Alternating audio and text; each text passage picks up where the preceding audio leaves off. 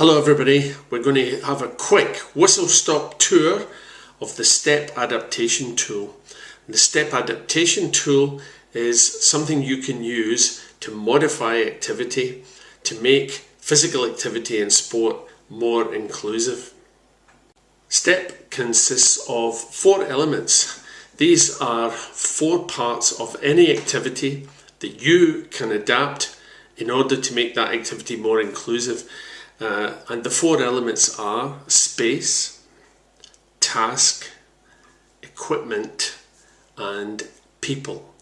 If you change any one of those or more than one, you can make a difference to that activity for one person in the taking part or for the whole group.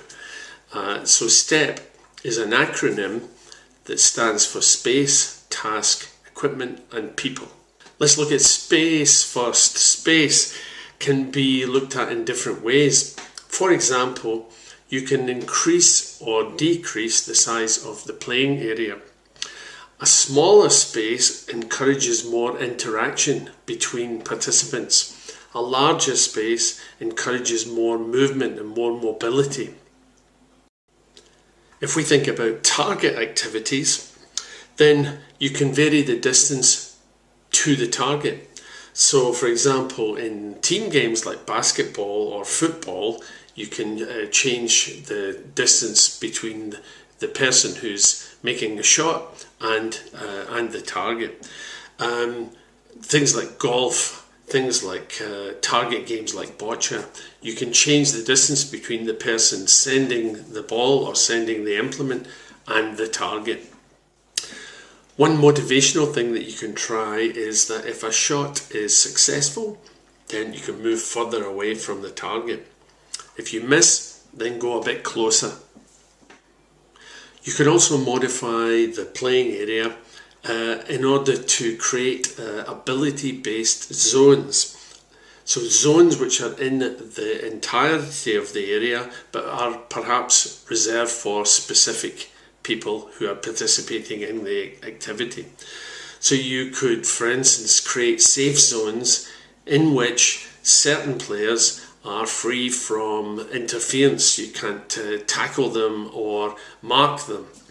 You could also create ability zones where players of similar ability play together. The whole game is taking place for everyone, but players remain within the zones that they've been allocated and play against people whose ability is similar to their own. So let's now look at task. And task is the way that you perform a skill or an activity, the way you do it.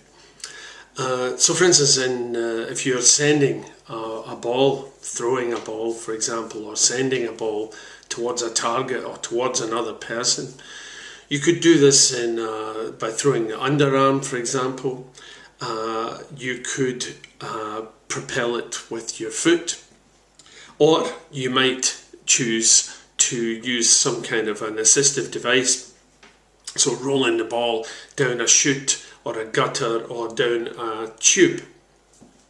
So as I say, task is about performing the task and performing the skill, the activity in different ways.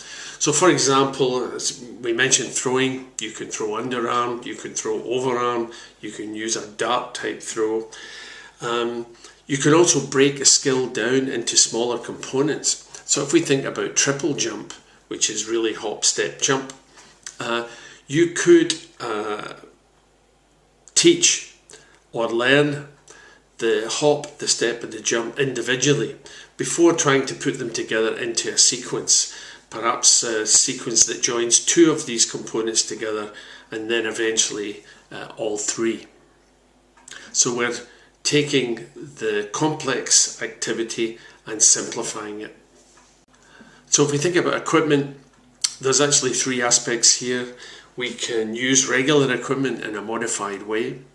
We can adapt regular equipment for specific purposes or for the use of specific individuals, or we can use specially adapted equipment. So if we use regular equipment in a modified way, that could be, for example, changing the size of a ball to make throwing or catching easier. If you think about it, the easiest kind of ball to throw is a small ball. The easiest kind of ball to catch is a larger ball. And yet we always teach those two things together as if it's the same skill. For many people, it's two completely different skills, and we should use equipment that helps them to perform that skill more easily. We can also do specific things to regular equipment. So for example, we could take a ball and deflate it slightly so that it will move more slowly. That enables everyone to play the game as they were before, but it might just slow it down enough so that people who have spatial or tracking issues are able to follow the movement of the ball within a game. We can adapt regular equipment for specific purposes as individuals. So one example might be we can take a regular ball, any ball, and put it inside a plastic bag. If we seal the plastic bag with tape, when the ball rolls on the floor or on the ground, it crackles, and that can create a sound cue for certain individuals. So that's a simple way to create a sound ball using just a regular ball and a plastic bag.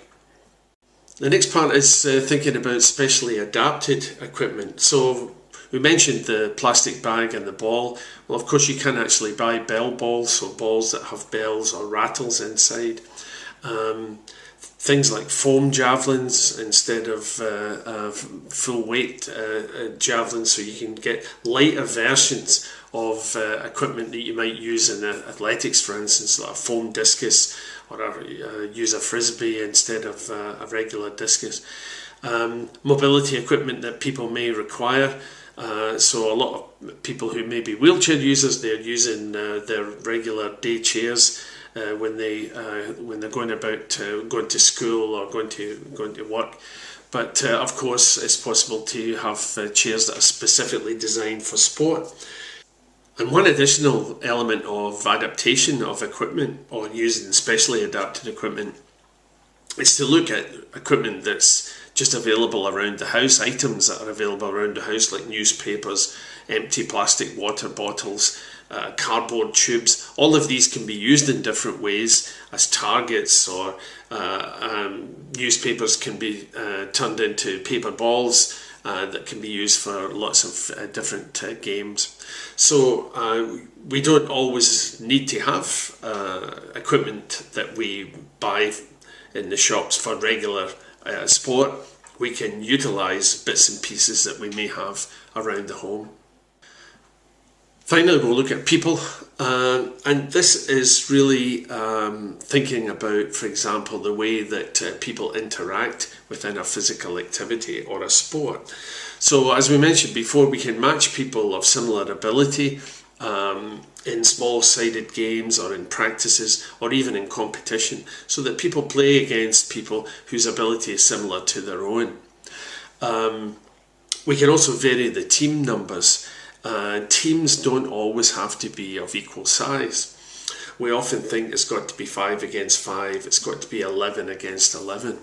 But 7 against 3 may be a more effective way to balance a game, because 7 players can support each other, and they're still developing their skills. They can provide each other with support, and the 3 who may have a higher level, higher skill level, higher competency level, they have to work harder against the 7. So that might provide a balanced game rather than just stick with the old 5v5. Another thing that we have to think about in terms of people is that certain individuals may require one-to-one support. So for example, guidance and target orientation for people who have a vision impairment, for example. And we may also have to develop innovative and alternative means of communication with certain individuals, so that they can be fully involved in what's going on, and also so that we can make sure that they understand what is required within a certain activity or within a certain sporting setting. So a final thing to think about is All teachers and sports coaches adapt and modify. Adapted physical activity just merely extends this idea and to include people with a wider range of abilities. So the STEP adaptation tool is there to help you achieve this, and you can use that to modify any activity for any ability.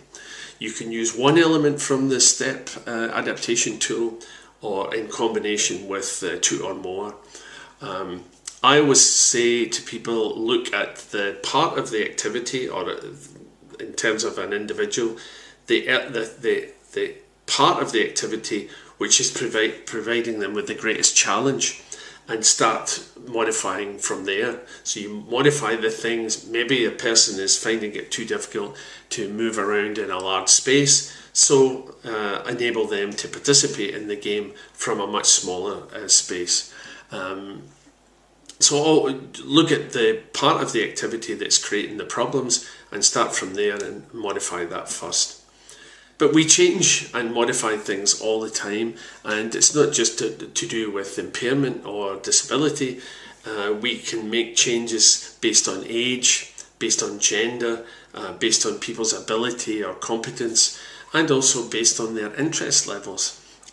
What are they actually focused on? What are the things they want to do? So STEP has been developed really for practitioners. So it's designed for practical application. So use it. Take a step towards inclusion.